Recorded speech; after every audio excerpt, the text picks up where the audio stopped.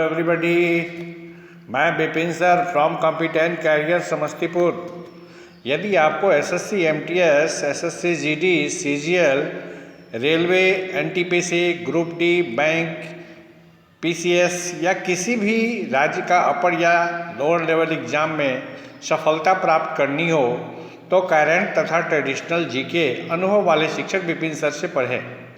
इस objective question में आप भी साथ साथ बनाएं। अब आइए एक क्वेश्चन पे आते हैं। जैसे मेरा पहला क्वेश्चन है आपका, जम्मू कश्मीर को संविधान के किस अनुच्छेद के तहत विशेष राज्य का दर्जा प्राप्त था? ऑप्शन ए है अनुच्छेद 352, बी ऑप्शन है अनुच्छेद 256, सी ऑप्शन है अनुच्छेद 252, डी ऑप्शन है अनुच्छेद 370। इसका सही आंसर है अनुच्छेद 370 यानी article 370 is a right answer. अब देखा जाए जरा इसके बारे में जान लें। जम्मू कश्मीर को जो है अनुच्छेद 370 के तहत विशेष राज्य का दर्जा जो है आपका प्रारंभ में ही मिला। जम्मू कश्मीर जिस समय भारत की आज़ादी हुई थी उस समय एक प्रिंसली स्टेट था, रजवाड़ा था, और वहाँ के राजा थे हरि सिंह। उसके बाद जो है आपका समझौता हुआ, हरि सिंह और पंडित जवाहरलाल नेहरू के बीच में एक समझौता हुआ और समझौता के तहत ही जम्मू कश्मीर को विशेष राज्य का दर्जा अनुच्छेद 370 के तहत दिया गया। भारतीय संविधान का अनुच्छेद 370 और 371 जो है वह विशेष राज्य का दर्जा उल्लेखित है उसमें, लेकिन 370 विशेष में विशेष है। अब देखिए 370 आपका जो है, जो कि अब जम्मू कश्मीर को दो भाग में बांट दिया गया है, एक लद्दाख और दूसरा जम्मू, जो कि दोनों आपका केंद्र शासित प्रदेश हो गया। और केंद्र शासित प्रदेश यूनियन टेरिटरी होने के कारण जो है आपका वहाँ से अगस्त 2019 में आपका अनुच्छेद 370 वापस ले लिया गया। ठीक है, चलिए अब सेकंड क्वेश्चन पे चलते हैं। सेकंड क्वेश्चन है मेरा, बौद्ध धर्म के संस्थापक कौन थे? ए ऑप्शन है आपका महावीर, बी ऑप्शन है ऋषभ देव, सी ऑप्शन है पार्श्वनाथ और डी ऑप्शन है गौतम बुद्ध। तो राइट आंसर इज डी होगा। ये तो सब लोग कॉमन क्वेश्चन है, जानते ही होंगे। बौद्ध धर्म, गौतम बुद्ध जिनका जन्म जो है आपको लुम्बिनी में हुआ था, नेपाल में है, और बौद्ध धर्म के संस्थापक थे। नेक्स्ट क्वेश्चन है तीसरा, भारत का राष्ट्रगान जन गण मन सन 1911 ईस्वी में कहाँ गाया गया? ऑप्शन ए है आपका कलकत्ता, बी है दिल्ली, सी है पटना, डी है मद्रास। तो इसका सही आंसर है ए कलकत्ता। अब देखिए थोड़ा इसके बारे में जान लें। जन गण मन के रचयिता हैं रविंद्रनाथ टैगोर। रविंद्रनाथ टैगोर ने एक कविता लिखी थी और कविता लिखने के बाद जो है अपनी भांजी, जो उनकी भांजी थी सरला देवी, वो एक स्कूल में शिक्षिका थी और स्कूल के ही एक प्रोग्राम में सबसे पहले अगर कहा जाए किस महिला के द्वारा गाया तो सरला देवी के द्वारा, और स्कूल के प्रोग्राम में ही जो है राष्ट्रगान को वो गाई थी। उसके बाद दूसरी बार कांग्रेस का, अखिल भारतीय कांग्रेस, जिसकी स्थापना 1885 में हुई, और कांग्रेस के अधिवेशन में जो कलकत्ता में अधिवेशन हुआ था उसमें गाया गया आपका राष्ट्रगान। इसके बाद पुनः जो है 1911 में ही जॉर्ज पंचम आ रहे थे। जॉर्ज पंचम जब भारत की राजधानी कलकत्ता से दिल्ली परिवर्तित हो रही थी तो उसी के सम्मान में जॉर्ज पंचम और उनकी पत्नी रानी मैरी आ रही थी, और ये लोग बम्बई में उतरे थे और बम्बई में ही गेटवे ऑफ इंडिया का नींव रखा गया और उनके सम्मान में भी एक बार राष्ट्रगान गाया गया था। है ना। आइए हो भाग्य के विधाता, आपका स्वागत है पंजाब से लेके सिंध तक, यानी देख रहे हैं ना, भाग्य विधाता, यानी उसमें जॉर्ज पंजब को भाग्य विधाता कहा गया था। उसके बाद जो है सो आपको अंग्रेज काफ़ी खुश होके रविन्द्रनाथ टैगोर को नाइटहुड की उपाधि दिए। अब देखिए जालियांवाला बाग हत्याकांड के बाद सब उपाधि लौटा के और बिल्कुल जो है सो स्वतंत्रता संग्राम में गए। ठीक है, चलिए अब थर्ड क्वेश्चन पे चलते हैं। थर्ड हो गया, फोर्थ क्वेश्चन पे, बंगाल का विभाजन कब हुआ? बंगाल विभाजन, जिसे ए ऑप्शन है आपका 1905, बी ऑप्शन है 1907, सी ऑप्शन है 1909 और डी ऑप्शन है 1911। तो इसका सही आंसर है ए 1905। अब देखिए बंगाल विभाजन को बंग भंग की घटना के नाम से भी जानते हैं। बंग भंग, बंग मीन्स बंगाल, भंग मीन्स विभाजन। अब देखिए अंग्रेज का सत्ता पर पकड़ कमज़ोर हो रहा था भारत की सत्ता पर, तो उसने लॉर्ड कर्जन को भेजा। लॉर्ड कर्जन जो आए थे, यानी उनको ये कहा गया लंबे समय तक भारत में कैसे राज किया जाए उसके लिए कोई उपाय निकाले। तो लॉर्ड कर्जन आते आते सबसे पहले जो है बंगाल को दो भाग में बांट दिया। बंगाल को एक भाग जो पूर्वी बंगाल और दूसरा पश्चिमी बंगाल। पूर्वी बंगाल मुस्लिम बहुल इलाका था, पश्चिमी बंगाल जो कि हिंदू बहुल इलाका था। दोनों के लिए अलग अलग नीति, यानी भारतीय जो एकत्रित हो रहे थे उनको कैसे फूट डालो, यानी फूट डालो और राज करो की नीति पर कर्जन ने काम किया, जो कि आपका सफल नहीं हो पाया, है ना। यानी दोनों को लड़वाने का काम किया, यानी लड़वा देंगे, आपस में लड़वा देंगे, दोनों आपस में लड़ता रहेगा और मेरा स्वार्थ सिद्ध हो जाएगा। लेकिन वो उसका चल नहीं पाया। भारतीय भी बुद्धिजीवी यहाँ पे जो है सो स्वदेशी आंदोलन प्रारंभ किए और स्वदेशी आंदोलन प्रारंभ करने के बाद जो है अपने देश का बना हुआ हर चीज़ प्रयोग में लाएंगे। इससे फिर क्या हुआ, यानी विदेशी सामान की बिक्री बंद हो गई, जिसके कारण जो है सो पुनः बंगाल विभाजन वापस लेना पड़ा, है ना। चलिए अब अगला क्वेश्चन चलते हैं, पांचवा क्वेश्चन। पांचवा है, भारत में सर्वप्रथम परमाणु परीक्षण किस स्थान पर किया गया? ए ऑप्शन है पोखरण, बी है लेह, सी है जयपुर और डी है बीकानेर। तो इसका सही आंसर है पोखरण। अब आइए इसके बारे में थोड़ा जान लें। देखिए पोखरण राजस्थान में है और राजस्थान में है। परमाणु परीक्षण जब होगा तो जहाँ पे खाली इलाका होगा, बैरन इलाका होगा, वहीं पे हो सकता है।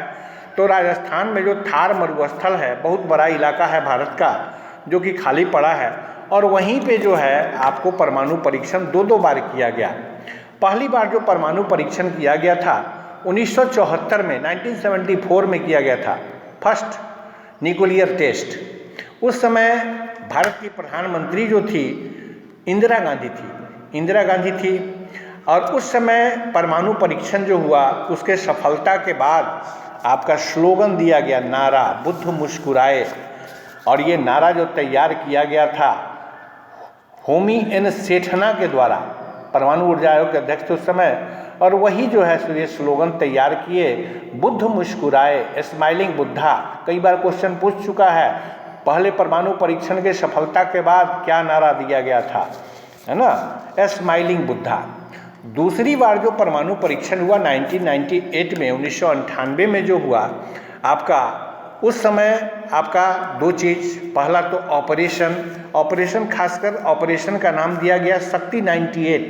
यदि ऑपरेशन, क्योंकि एक दिन में तो परमाणु परीक्षण हो नहीं सकता है, यानी उसके कई लंबे समय तक चला, जिस कारण से इस ऑपरेशन का, सेक्रेट ऑपरेशन का नाम दिया गया शक्ति 98।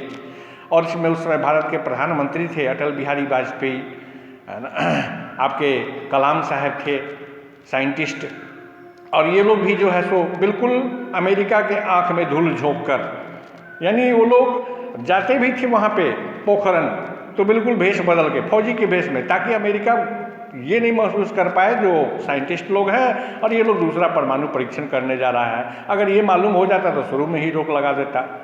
तो दूसरे परमाणु परीक्षण के ऑपरेशन का नाम था शक्ति 98, और उसका सफलतापूर्वक जब परीक्षण हो गया तो परीक्षण के बाद इसका नारा दिया गया, जय जवान जय किसान और जय विज्ञान। आप लोग जानते ही होंगे, जय जवान जय किसान ये नारा दिया गया है लाल बहादुर शास्त्री के द्वारा, और इसमें जय विज्ञान जोड़ा गया अटल बिहारी वाजपेयी के द्वारा। कई बार क्वेश्चन पूछ भी चुका है, जो जय जवान जय किसान में जय विज्ञान किस प्रधानमंत्री के द्वारा जोड़ा गया, तो अटल बिहारी वाजपेयी के द्वारा। ठीक है, अब आइए नेक्स्ट क्वेश्चन। नेक्स्ट क्वेश्चन मेरा छठा क्वेश्चन है, शेरशाह सूरी का मकबरा सासाराम किस राज्य में है? ए ऑप्शन है झारखंड, बी है उत्तर प्रदेश, सी है बिहार और डी है पश्चिम बंगाल। इसका सही आंसर है सी आपका बिहार। शेरशाह सूरी दिल्ली की गद्दी पर बैठने वाला पहला बिहारी। शेरशाह नाम इसलिए पड़ा क्योंकि उनके बचपन का नाम फरीद था, और एक तलवार की एक छौ से शेर का गर्दन उन्होंने कलम कर दिया, जिस कारण से नाम उनका शेरशाह पड़ा, और दिल्ली में हुमायूं को अवदस्त करके और वो गद्दी पर बैठे थे, शेरशाह सूरी। नेक्स्ट क्वेश्चन आइए, आपका 7वां क्वेश्चन है, किस राज्य में लोकसभा की सीटों की संख्या अधिकतम है? आपका ए ऑप्शन है महाराष्ट्र, बी ऑप्शन है बिहार, सी ऑप्शन है उत्तर प्रदेश, डी ऑप्शन है आंध्र प्रदेश। तो राइट आंसर इज सी, उत्तर प्रदेश। यहाँ सोचने वाली बात है, क्योंकि जनसंख्या सबसे अधिक जहाँ होगा वहीं पे तो होगा लोकसभा की अधिकतम सीट। तो उत्तर प्रदेश की जनसंख्या की दृष्टि से भारत का सबसे बड़ा राज्य उत्तर प्रदेश, जिस कारण से वहाँ लोकसभा की सीट की भी संख्या यानी 80 सीट है वहाँ पे लोकसभा की, है ना, 80 सीट है वहाँ पे। अब आइए नेक्स्ट क्वेश्चन पे। नेक्स्ट क्वेश्चन है, सबसे अधिक वर्षा वाला स्थान मासिनराम भारत के किस राज्य में है? आपका ए ऑप्शन है असम, बी है मिजोरम, सी है मेघालय और डी है नागालैंड। तो राइट आंसर इज सी, यानी इसका सही आंसर हो गया मेघालय। मेघालय नाम इसलिए पड़ा, मेघों का आलय वह राज्य है मेघालय, यानी मेघ यानी वर्षा, इसलिए उसका नाम दिया गया मेघालय। वहाँ वर्षा होना ही है पर डे, दिन में गर्मी रात में वर्षा। इसका सबसे बड़ा कारण है, मेघालय जो है 3 पहाड़ियों से घिरा हुआ राज्य है। वह 3 पहाड़ी है खासी, गारो और जयंतिया। वहाँ की जनजाति भी है आपको खासी, गारो और जयंतिया, और तीनों पहाड़ी में किधर से भी हवा टकराया तो वर्षा होना ही है ना। इसके पहले जो है आपका मेघालय में ही सबसे ज़्यादा वर्षा चेरापूंजी में होता था, लेकिन अभी वर्तमान समय में आपका रिकॉर्ड किया गया है मासिनराम में सबसे अधिक वर्षा होता है। इसलिए थोड़ा सा अप टू डेट भी आप लोगों को रहना है, ऐसा नहीं कि पुराना बुक पढ़िए, पुराना बुक में चेरापूंजी दिया हुआ है, चेंज हो गया है, मासिनराम हो गया है। अब आइए नेक्स्ट क्वेश्चन पे, भारत का सबसे ऊंचा बांध कौन सा है? ये ऑप्शन है हीराकुंड, बी है भाखड़ा नांगल, सी है दुर्गा बैराज और डी है इनमें से कोई नहीं, नन ऑफ दिस। तो इसका सही आंसर होगा बी, भाखड़ा नांगल। अब देखिए यहाँ पे जान लीजिए, सबसे ऊंचा और सबसे लंबा दोनों 2 चीज़ है। यदि आपको सबसे ऊंचा कहे तो ये हो जाएगा भाखड़ा नांगल। भाखड़ा नांगल बांध जो है ये सतलज नदी पर है ना, सतलज नदी पर। और लाभान्वित राज्य कई बार पूछ चुका है, भाखड़ा नांगल बांध से कौन से राज्य लाभान्वित यानी प्रॉफिट में होता है? पंजाब, राजस्थान, ये राज्य जो हैं आपके लाभान्वित होते हैं। तो सबसे ऊंचा बांध हो गया भाखड़ा नांगल। यदि आपसे पूछे सबसे भारत का सबसे लंबा बांध, ये हो जाएगा हीराकुंड। हीराकुंड बांध महानदी पर है और ये उड़ीसा में है। ठीक है, नेक्स्ट क्वेश्चन पे आइए। 10वां क्वेश्चन है आपका, मानव शरीर की सबसे बड़ी हड्डी को क्या कहते हैं? अब देखिए, मानव शरीर की सबसे बड़ी हड्डी, ए ऑप्शन है स्टेपिज, बी ऑप्शन है फ्यूमोर, सी ऑप्शन है दोनों, डी ऑप्शन है इनमें से कोई नहीं। तो इसका सही आंसर होगा बी, फ्यूमोर। अब देखिए, सबसे बड़ी हड्डी फ्यूमोर है, ये जांघ की हड्डी होती है। यदि आपसे पूछा जाए मानव शरीर की सबसे छोटी हड्डी कौन सी होती है, तो ये हो जाएगा स्टेपिज कान में होती है ये हड्डी। अब आइए नेक्स्ट क्वेश्चन, 11वां क्वेश्चन, 1 रुपये के नोट पर किसका हस्ताक्षर होता है? अब देखिए, 1 रुपये का नोट, ए ऑप्शन है वित्त मंत्रालय के सचिव, बी है RBI के गवर्नर, सी है राष्ट्रपति का, डी है वित्त मंत्री का। अब देखिए इसका सही आंसर होगा ए, यानी वित्त मंत्रालय के जो फाइनेंस मिनिस्ट्री के जो सेक्रेटरी होते हैं उन्हीं का सिग्नेचर होता है 1 रुपए के नोट पर। और 1 रुपए के अलावे जितनी भी करेंसी है, नोट है, उस पर आरबीआई के गवर्नर का, जो प्रेजेंट में गवर्नर होते हैं, उनका सिग्नेचर होता है। जैसे पुराना भी जो भी नोट निकला हुआ है पुराने गवर्नर का भी है, क्योंकि मार्केट में जो नोट चल रहा है जो पुराने थे उनका भी नोट चल रहा है ना। तो ये जान लीजिए 1 रुपए पे वित्त सचिव और आगे का जो भी होगा आपका आरबीआई के गवर्नर। थोड़ा सा एक बात बताना चाहेंगे यहाँ पे, थोड़ा सा हर्षित दीर्घी का मिस्टेक जो है टाइपिंग करने में हो गया है, इसको थोड़ा सा ध्यान में नहीं रखिएगा, क्योंकि अभी हमारे पास टेक्नोलॉजी का अभाव है, जिस कारण से। चलिए नेक्स्ट क्वेश्चन 12वां है, भारत के राष्ट्रपति की चुनाव लड़ने वाली पहली महिला कौन थी? ए ऑप्शन है लक्ष्मी सहगल, बी ऑप्शन है प्रतिभा पाटिल, यानी प्रतिभा देवी सिंह पाटिल उनका पूरा नाम था, सी ऑप्शन है सोनिया गांधी, डी ऑप्शन है नजमा हेपतुल्ला।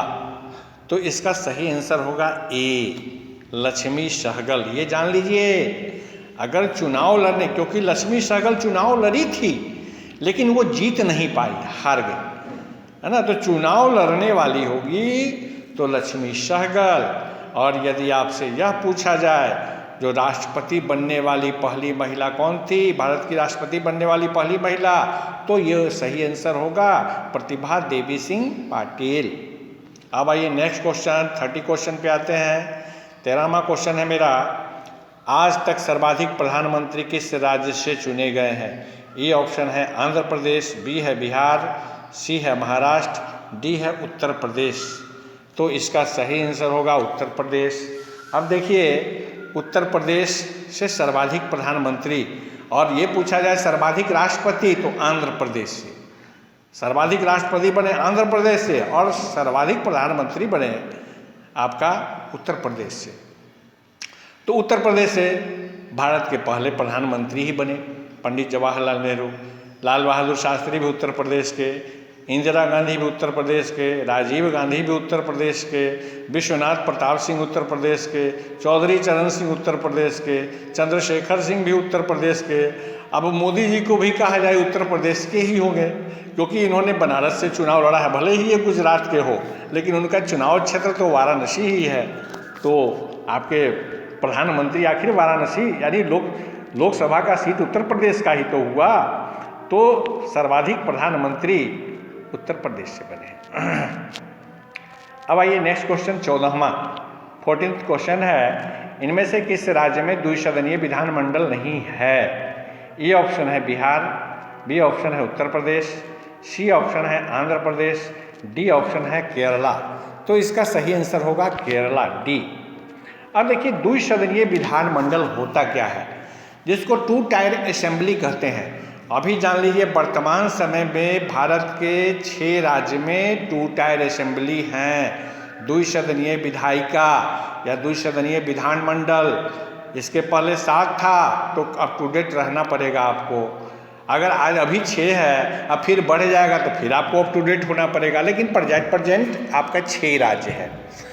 जान जाइए द्विसदनीय विधायिका जहाँ पे 2-2 असेंबली होती है, जो उच्च सदन होता है वह कहलाता है विधान परिषद, यानी स्टेट काउंसिल। और जो निम्न सदन जो होता है वह होता है विधानसभा, जिसको स्टेट असेंबली कहते हैं, है ना। विधानसभा का चुनाव डायरेक्ट जो है सो भाग लेता है, यानी डायरेक्ट वे में होता है, और विधान परिषद का चुनाव इनडायरेक्ट वे में, अप्रत्यक्ष जिसको कहेंगे। अब देखिए भारत के जो 6 राज्य हैं, पहले 7 राज्य था, जम्मू कश्मीर 7वां राज्य, लेकिन जम्मू कश्मीर से तो हटा दिया गया, क्योंकि 2019 में वहाँ सब तो उथल पुथल जम्मू कश्मीर का टुकड़ा हो गया। तो टुकड़ा होने के बाद जो वहाँ पे विधायिका थी वो भी ख़त्म हो गई। अब आगे क्या उसका नए सिरे से निर्माण हो रहा है, सब चीज़। द्विसदनीय विधायिका तो होगी नहीं, अभी जो है आपका विधानसभा होगा वहाँ पे, क्योंकि वो केंद्र शासित प्रदेश बन गया है, 2 टुकड़ा कर दिया गया लद्दाख और जम्मू में। तो वर्तमान समय में जो 6 राज्य हैं पहला राज्य बिहार हो गया, उत्तर प्रदेश हो गया, आंध्र प्रदेश हो गया, तेलंगाना हो गया, कर्नाटक हो गया और महाराष्ट्र। ये 6 राज्य याद रखिएगा। ये बार बार क्वेश्चन पूछता है किसी भी एग्जाम में, चाहे यूपीएससी हो, चाहे पीसीएस हो, चाहे किसी लेवल, रेलवे हो, एसएससी हो, किसी लेवल के एग्जाम में इस तरह का क्वेश्चन। खासकर आजकल देखा क्या गया है, बदलाव वाला क्वेश्चन ज़्यादा पूछता है एग्जाम में। आप पुराना याद किए हुए हैं, यहाँ पे आप पुराना याद किए हुए हैं, यहाँ पे कंफ्यूज कर जाइएगा। इसलिए जो है आपको बदलाव होना पड़ेगा। अब देखिए क्वेश्चन नंबर 15 पे आइए। 15 है, विश्व के पहले पुरुष अंतरिक्ष पर्यटक कौन है? ए ऑप्शन है रॉबर्ट फॉसेट, बी है डेनिस टिटो, सी है राकेश शर्मा और डी है यूरी गागरिन। इसका आपका सही आंसर है डेनिस टिटो। अब देखिए यहाँ पे बड़ा ही कंफ्यूजन है इस क्वेश्चन में। अगर आपके पर्यटक कहा जाए, पर्यटक वह होता है जो घूमने गया, तो पर्यटक जो है सो पहले पर्यटक थे डेनिस टिटो। और आपके हाल में जो 8वें पर्यटक हैं वह हैं मलिक गुई लाली बर्टे। अब देखिए ये एक सर्कस मालिक है कनाडा का, और इनको शौक चढ़ा जाके अंतरिक्ष घूम आए। तो अभी जो है मलिक गुई लाली बर्टे आपके 8वें पर्यटक हैं और पहले थे डेनिस टिटो।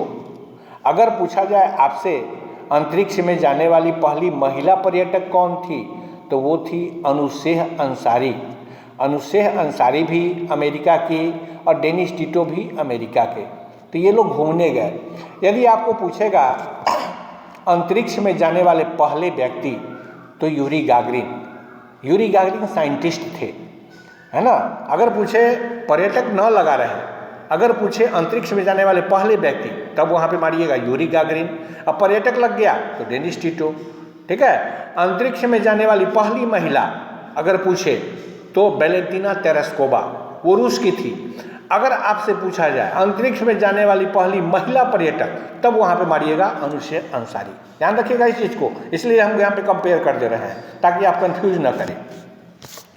अब आइए नेक्स्ट क्वेश्चन 16 क्वेश्चन है, अंतर्राष्ट्रीय मुद्रा कोष का मुख्यालय कहाँ है? ए ऑप्शन है वाशिंगटन डीसी, बी है मनीला, सी है जेनेवा, डी है न्यूयॉर्क। तो right answer is Washington DC. सबसे पहले तो ये जान लीजिए, आपका अंतर्राष्ट्रीय मुद्रा कोष, जिसको इंटरनेशनल मॉनेटरी फंड कहते हैं, अंतर्राष्ट्रीय मुद्रा कोष और आपका वर्ल्ड बैंक, दोनों का स्थापना जो है सो साथ साथ 1945 में ही किया गया। और ये छोटे समय के लिए ऋण देने के लिए आपको अंतर्राष्ट्रीय मुद्रा कोष का स्थापना किया गया, और लॉन्ग टर्म, लंबे समय को किसी भी देश को ऋण देने के लिए, यानी कर्ज देने के लिए आपका वर्ल्ड बैंक का स्थापना किया गया। तो दोनों में यही फर्क है, और दोनों का हेडक्वार्टर जो है सो वाशिंगटन डीसी में ही है।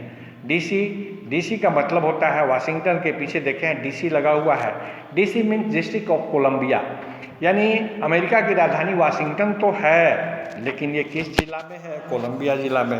तो जिस जिला में रहोगे उसका भी तो नाम होगा, इसलिए उसके पीछे उस जिले का नाम मेंशन रहता है।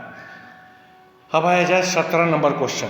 17 नंबर क्वेश्चन, राष्ट्रीय महिला आयोग के वर्तमान में अध्यक्ष कौन है? ए है पूर्णिमा आडवाणी, बी है ललित कुमार मंगलम, सी है शर्मिला टैगोर, डी है इनमें से कोई नहीं।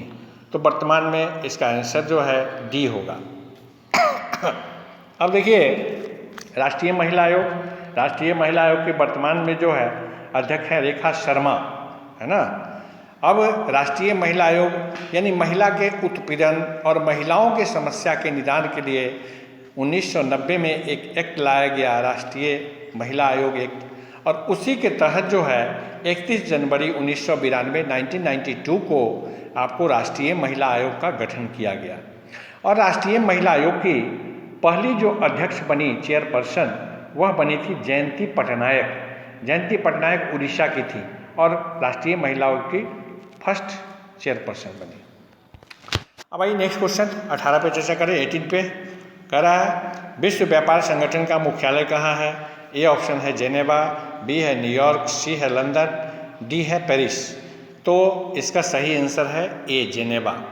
देखिए विश्व व्यापार संगठन WTO, जिसको WTO कहेंगे वर्ल्ड ट्रेड ऑर्गेनाइजेशन, है ना। अब इसका कई बार पूछ चुका है, इसका पुराना नाम क्या था, तो इसका पुराना नाम गेट था। 1995 में इसका नाम विश्व व्यापार संगठन पड़ गया WTO। गेट का GATT general agreement on tariff and trade, है ना। तो इसके बारे में डिटेल्स मेरा जो वीडियो आएगा उसमें आप ये सब देखिएगा, जो भी संगठन वगैरह है और अवार्ड वगैरह, इसके लिए जो है सो मेरा चैनल है competent career bye Vipin sir, competent career bye Vipin sir, VIPIN sir, इससे सर्च कीजिएगा, बहुत सारा वीडियो आपको मिलेगा, ठीक है। अब आइए नेक्स्ट क्वेश्चन, 19वां क्वेश्चन। 19वां क्वेश्चन है, शांति के क्षेत्र में नोबेल पुरस्कार किस स्थान से दिया जाता है? ए ऑप्शन है स्वीडन, बी है ऑस्लो, सी है ब्रिटेन, डी है इनमें से कोई नहीं। तो इसका सही आंसर है बी ऑस्लो। अब देखिए नोबेल पुरस्कार जो कि अल्फ्रेड नोबेल के नाम पे दिया जाता है। अल्फ्रेड नोबेल, इसका छोटा सा बताते हैं और डिटेल्स हमारा वीडियो जो है उसमें होगा अवार्ड वाले में। अल्फ्रेड नोबेल स्वीडन के नागरिक थे जिन्होंने डायनामाइट का आविष्कार किया था और उसके इसी आविष्कार से बहुत सारा पैसा मिला, और जब ये मरने लगे तो वसीयत बना दिए जो कि आपको हमारे जो इंटरेस्ट से जो पैसा आएगा उससे 5 क्षेत्र में दिया जाएगा। लेकिन बाद में आपको एक क्षेत्र अर्थशास्त्र जोड़ा गया आपको, है ना। सेंट्रल बैंक ऑफ स्वीडन के 300 वर्ष पूरा होने के बाद उपलक्ष्य में जो है आपका 6ठा क्षेत्र जोड़ा गया अर्थशास्त्र। इसका डिटेल्स बताएंगे कब कैसे क्या हुआ, ठीक है। तो देखिए 6 क्षेत्र जो है आपका, 5 क्षेत्र दिया जाता है स्वीडन में स्टॉकहोम जगह है, वहाँ से वह 5 क्षेत्र जो है आपका साहित्य यानी लिटरेचर, फिजिक्स यानी भौतिकी, रसायन यानी केमिस्ट्री, चिकित्सा यानी कि मेडिसिन, अर्थशास्त्र यानी इकोनॉमिक्स, ये 5 क्षेत्र जो है सो आपका दिया जाता है स्टॉकहोम से। और 6ठा क्षेत्र जो शांति का है, वह शांति का नोबेल पुरस्कार ओस्लो नॉर्वे से दिया जाता है ना। चलिए नेक्स्ट क्वेश्चन, सबसे पुराना वेद कौन सा है? ये तो कॉमन क्वेश्चन है, सब लोग जानते होंगे। ए ऑप्शन है ऋग्वेद, बी है सामवेद, सी है अथर्ववेद, डी है यजुर्वेद। तो इसका सही आंसर होगा ऋग्वेद, वेदों का वेद ऋग्वेद, है ना। तो सही आंसर हो गया आपका ए।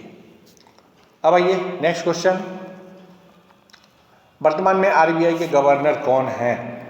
RBI reserve bank of India, जिसकी 1935 में स्थापना हुई और 1949 में इसका राष्ट्रीयकरण नेशनलाइजेशन हुआ, ठीक है।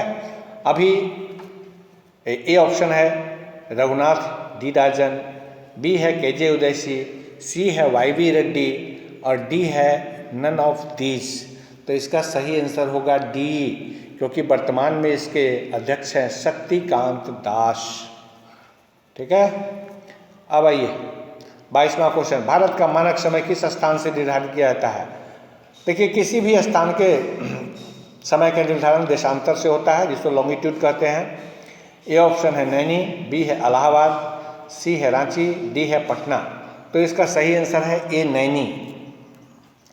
अब देखिए समय का निर्धारण जो होता है, पृथ्वी पर जो खींची गई काल्पनिक रेखाएं हैं, जो लॉन्गिट्यूड लंबवत खींची गई है, उसे देशांतर रेखा कहते हैं। तो देशांतर रेखा से ही जो है आपका समय का निर्धारण होता है, और पूरे विश्व के समय का निर्धारण जो है सो ब्रिटेन से होता है, जहाँ पे 0 डिग्री देशांतर रेखा, जिसको कि कहते हैं ग्रीनविच मीन टाइम, है ना। ग्रीनविच मीन टाइम ब्रिटेन में है और वहीं से पूरे विश्व का निर्धारण होता है। ब्रिटेन से हम लोग 5.5 घंटा आगे हैं, हम लोग पूर्वी देशांतर में हैं। तो बताएंगे इसका डिटेल्स ज्योग्राफी का जो आने वाला वीडियो है, किस प्रकार आगे हैं, कैसे बढ़ेंगे, है ना। तो ये सारी जानकारी जो है तो आपका ज्योग्राफी वाले वीडियो में होगा। अब आइए नेक्स्ट क्वेश्चन, 23वां क्वेश्चन है आपका, लगातार कितने वर्षों तक देश के बाहर रहने से भारत की नागरिकता स्वतः समाप्त हो जाएगी? ए ऑप्शन है 8 वर्ष, बी है 7 वर्ष, सी है 6 वर्ष और डी है 10 वर्ष। तो इसका सही आंसर है बी 7 वर्ष। और देखिए भारत की नागरिकता जो सिटीजनशिप एक्ट 1955 से चला आ रहा है, संशोधन का बात हुआ है लेकिन अभी तो विवाद ही है उस पर।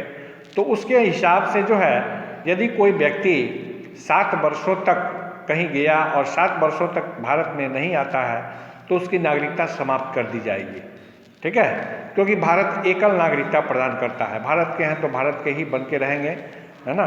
केवल जो है सो दोहरी नागरिकता जैसी सुविधा एनआरआई लोग को देता है, सुविधा देता है ना, नागरिकता नहीं। तो इस तरह से जो है, और भारत में लगातार जो है 10 वर्षों तक रहिएगा तो एक आवेदन के द्वारा भारत की नागरिकता प्राप्त भी कर सकते हैं। इसका पॉलिटी में होगा, मेरा वीडियो जो है उसमें देखिएगा, है ना, क्योंकि भारत की नागरिकता 5 प्रकार से प्राप्त की जा सकती है, ये सारा डिटेल्स होगा।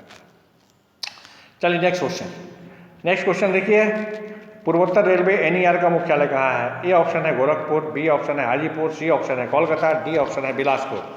तो इसका सही आंसर होगा ए गोरखपुर। अब देखिए आपके एनईआर नॉर्थ ईस्टर्न रेलवे, जिसका कि हेडक्वार्टर गोरखपुर में है। आपका जोन रेलवे में प्रारंभ में 9 जोन था, वर्तमान में 17 जोन है, और सबका जो है सो 17वां railway zone Calcutta metro railway है। सबका याद करने का थोड़ा सा प्रत्येक बुक में दिया भी रहता है। आप भारत का मैप देखिएगा, उस हिसाब से हो जाएगा, याद हो जाएगा एकदम दिमाग में, क्योंकि रेलवे का एग्जाम देते हैं एकदम पूछता ही है क्वेश्चन। बिल्कुल ईस्ट में जो है आपका कलकत्ता है, तो ईस्टर्न रेलवे का हेडक्वार्टर कलकत्ता हो गया। ईस्टर्न यानी कलकत्ता में आपका समझिए तो 3 रेलवे का मुख्यालय है। एक ईस्टर्न का हो गया, एक आपका हो गया साउथ ईस्टर्न SWR का मुख्यालय, एक हो गया कलकत्ता मेट्रो रेलवे का मुख्यालय। वेस्टर्न रेलवे मुंबई में भी 2 का है, एक आपका वेस्टर्न रेलवे हो गया और एक सेंट्रल रेलवे, 2 का हेडक्वार्टर मुंबई में है। नॉर्दर्न रेलवे ये आपका नई दिल्ली में हो गया, है ना, इसको उत्तर रेलवे कहते हैं। साउदर्न रेलवे दक्षिण रेलवे आपका चेन्नई हो गया। ये 4 तो बिल्कुल 4 तो बिल्कुल याद ही कर लीजिएगा, ऐसे भी बैठा लीजिएगा। अब आई नेक्स्ट क्वेश्चन, भारत के किस राज्य में अवरक का उत्पादन, अवरक यानी माइका जिसको कहते हैं अंग्रेजी में MICA, माइका का उत्पादन सबसे अधिक होता है?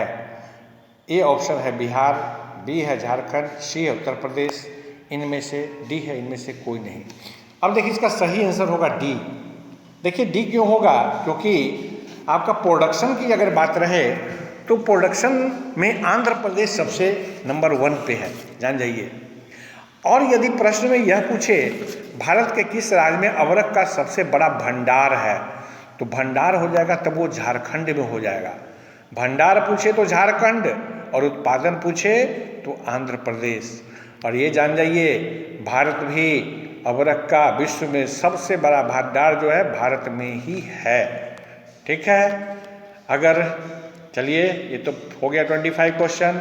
अब यदि मेरा यह वीडियो अच्छा लगा हो तो आगे के वीडियो प्राप्त करने के लिए सबसे पहले सब्सक्राइब करें और अपना कमेंट अवश्य भेजें। अन्य वीडियो के लिए यदि आप वीडियो अच्छा लगे तो सर्च कीजिए, है ना, be competent career bye Vipin sir, ठीक है। ओके, धन्यवाद।